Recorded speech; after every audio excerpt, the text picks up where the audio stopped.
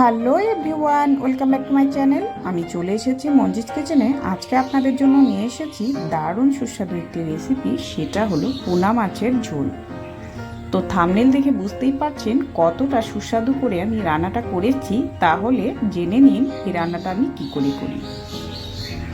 তো তার আগে বলি, আপনারা যারা আমার চ্যানেলে নতুন বন্ধু আছেন তারা একটু চ্যানেলটাকে সাবস্ক্রাইব করে পাশে থাকা বেল বাটনটা একটু টিপে নেবেন, তাহলে আমার দেওয়া রেসিপিগুলো আপনাদের সামনে পৌঁছে যাবে। তো তার জন্য আমার লাগবে পোনা মাছ। মাছের ঝোল করব, সেই জন্য আমি নিয়েছি পোনা মাছ। তো এখানে আমি পোনা নিয়েছি, অনেক ধরনের পোনা আছে এখানে, তবে দুই একটা নাম আমি বলতে পারবো, যেমন ট্যাংরা, পুঁটি, এদিকে আছে মৌলানা, আরও আছে দু একটা কি। তো সবকটা আমি সেরকম নাম বলতে পারবো না, কিন্তু মাছগুলো চিনি। আমাদের মাঝে মধ্যে এইসব মাছ খাওয়া হয়। বর্ষাকাল, তবে বর্ষাকালে কিন্তু চারদিক বর্ষা হয়েছে, তবে এই মাছগুলো কিন্তু চলে এসেছে, আর সবাই জেলে ভাইরা সব মাছ মেরে মেরে কিন্তু বাজারে এইসব মাছ বিক্রি করছে। তবে এ সময় এই তাজা মাছগুলো খেতে কিন্তু দারুণ সুস্বাদু লাগে। এই মাছ আমি এরকম করে ঝোল করব, এই ঝোলটা কিন্তু খুব ভালো লাগবে খেতে। তাহলে দেখতে থাকুন পুরো ভিডিওটি।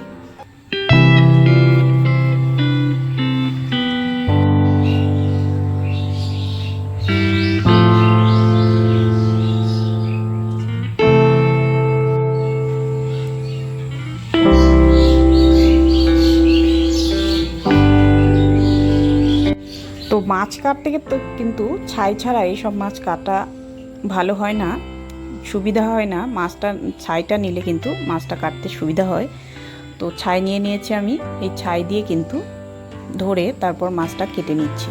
পোনা মাছ অনেকেই কিন্তু দেখবেন কাটার জন্য কিন্তু খেতে চায় না, তবে একটু ধৈর্য ধরে কেটে নিলেই কিন্তু পোনা মাছ কাটা খুবই সহজ। তো এভাবেই আমি মাছগুলো কেটে নিচ্ছি। একটু দেখুন, আমি কয়েকটা মাছ কেটে দেখিয়ে দিচ্ছি। এইভাবেই কিন্তু মাছগুলো, প্রত্যেকটা মাছ কেটে নেব। আর এই পোনাগুলো কিন্তু সেরকমও ছোট নয়, কয়েকটা বড় আছে আর কয়েকটা ছোট ছোট আছে। তো সব মিলেমিশে মাছগুলো বেশ ভালোই আছে। তো সবকটা মাছ আমি কেটে নিচ্ছি। পোনা মাছ কিন্তু চোখের জন্য খুব ভালো মাছ। চোখের দৃষ্টিশক্তি কিন্তু পোনা মাছ খেলে চোখের দৃষ্টিশক্তি বাড়ে। দু একটা বড় মাছও আছে। তো আমার মাছ কাটা হয়ে গেল। এবার মাছটাকে হালকা করে ধুয়ে নিয়েছি, 2-3 বার নোংরা জলটা ফেলে নিয়েছি। এবার একটু নুন দিয়ে ভালো করে ঘষে নেব। আমি একটা স্টিলের ছাকনা নিয়েছি, সেখানে কিন্তু দু একটা যেসব চোচা থেকে যায় সেসব কিন্তু এই নুন দিয়ে একটু ভালো করে এই চালনিটার মধ্যে একটু ঘষে নিলেই চোচাটা বেরিয়ে আসবে। এইভাবে করে একটু ঘষে নেব আমি হালকা করে, বেশি কিন্তু এটা জোরে করে ঘষা যাবে না, হালকা হালকা করে এইভাবে হাত দিয়ে একটু ঘষে নেব। একটা ধারালো ছাকনা নিয়ে নিয়েছে, আপনারা চাইলে যেভাবে পারেন এইভাবেই মাছটাকে ধুয়ে নেবেন। এরকম করে আমি 3-4 বার জল পাল্টে ভালো করে মাছটাকে ধুয়ে নেব।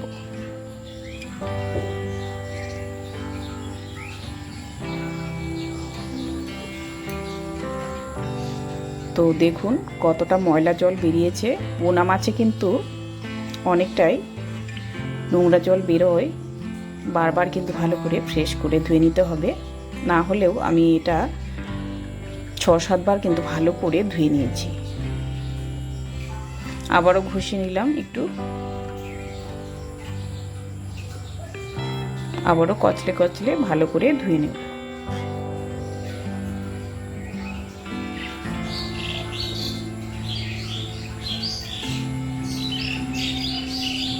তো আমার অনেকটাই পরিষ্কার হয়ে গেছে, আর একটু ঘষে নেব, আর একটু ঘষে নিয়ে আর একটু জল দিয়ে ভালো করে ধুয়ে নেব। যে পর্যন্ত জলটা পরিষ্কার না বেরোয় সেই পর্যন্ত কিন্তু আমি ধুয়েই নিচ্ছি।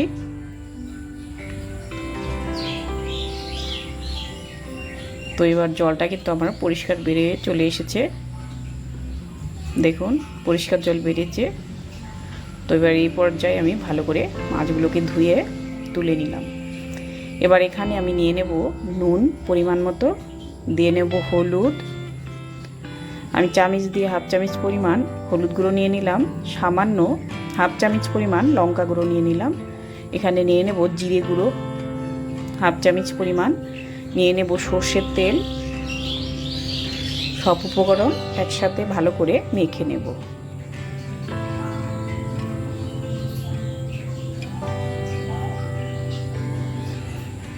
তো ভালো করে মেখে নিলাম। এবার আমি গ্যাস অন করে কড়া বসিয়ে দেব। কড়া গরম হয়ে গেলে আমি সর্ষের তেল দিয়ে নিলাম।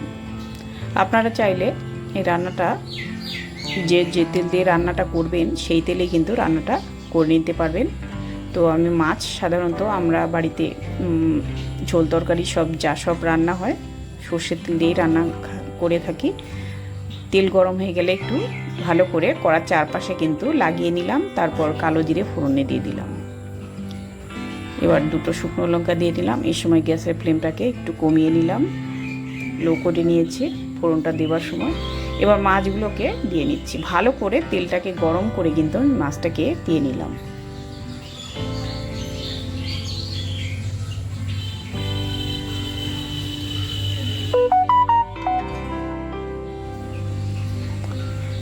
এবার গ্যাসের ফ্লেমটাকে বাড়িয়ে দিলাম, দিয়ে মাছগুলোকে হালকা করে একটু নাড়িয়ে চাড়িয়ে নিচ্ছি।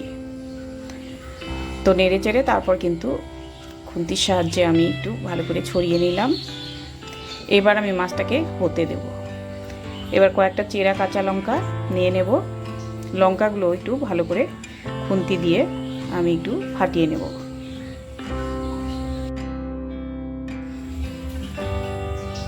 তো সব কয়টা লঙ্কা আমার ফাটানো হয়ে গেল। এবার আমি মাছগুলো দেখুন এক পিঠ কিন্তু আমার হয়ে গেছে, এভাবেই আমি অপর পিঠ উল্টে নিচ্ছি আস্তে করে। যেসব মাছ একটু লেগে গেছে সেটুকু আমি একটু ভালো করে খুন্তির সাহায্যে একটু নেড়ে নিচ্ছি।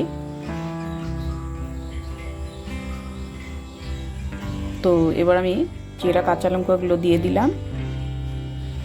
এভাবে আমি অপর পিঠ হতে দেব। এই রান্নাটা কিন্তু আমি এই সময় গ্যাসের ফ্লেমটাকে বাড়িয়ে দিয়ে হাই ফ্লেমে আমি মাছগুলোকে উল্টে পাল্টে ভেজে নিচ্ছি।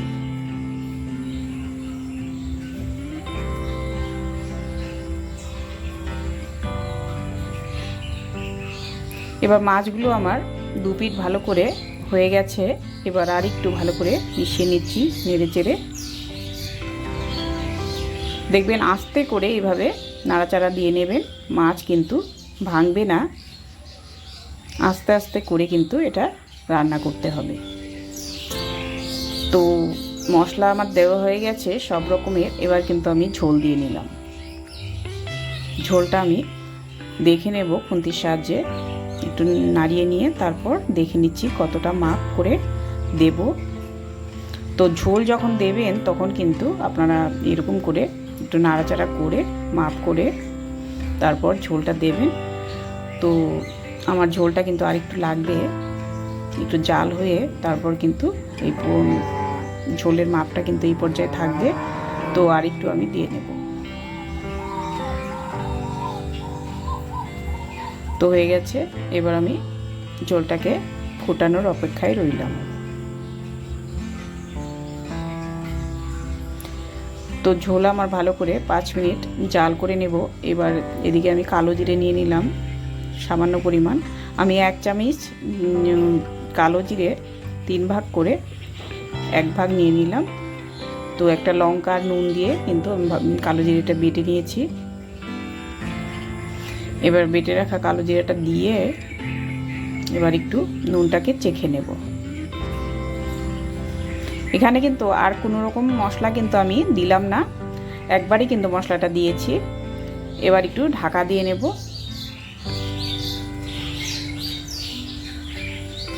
এখানে কোনো প্রকার গুঁড়ো মশলা দিতে হবে না, আমি যেসব মশলা দিয়েছি সব কিন্তু একবারই দিয়েছি। তো এবার কালো জিরে বাটা দিয়ে আর একটু ভালো করে ঢাকা দিয়ে 1 মিনিট রেখে দেওয়ার পর তারপর একটু নাড়াচাড়া করে তারপর আমি সার্ভিং প্লেটে সার্ভ করে নেব। তো বন্ধুরা, এইভাবে আমি নামিয়ে নিলাম পোনা মাছের ঝোল রেসিপি। আমার রেসিপিটি কেমন লাগলো, তো আপনাদের যদি এই রেসিপিটি ভালো লেগে থাকে তাহলে অবশ্যই লাইক কমেন্ট শেয়ার করবেন, আর এইভাবে ঘরে বানাবেন আর আপনারা খেয়ে দেখবেন আর একটু কমেন্টে জানিয়ে দেবেন। তো বন্ধুরা, ভালো থাকুন, সুস্থ থাকুন, এইভাবেই চোখ রাখুন মঞ্জিস কিচেনে। এইভাবেই আমি নতুন নতুন ভিডিও নিয়ে আপনাদের সামনে হাজির হব। ধন্যবাদ।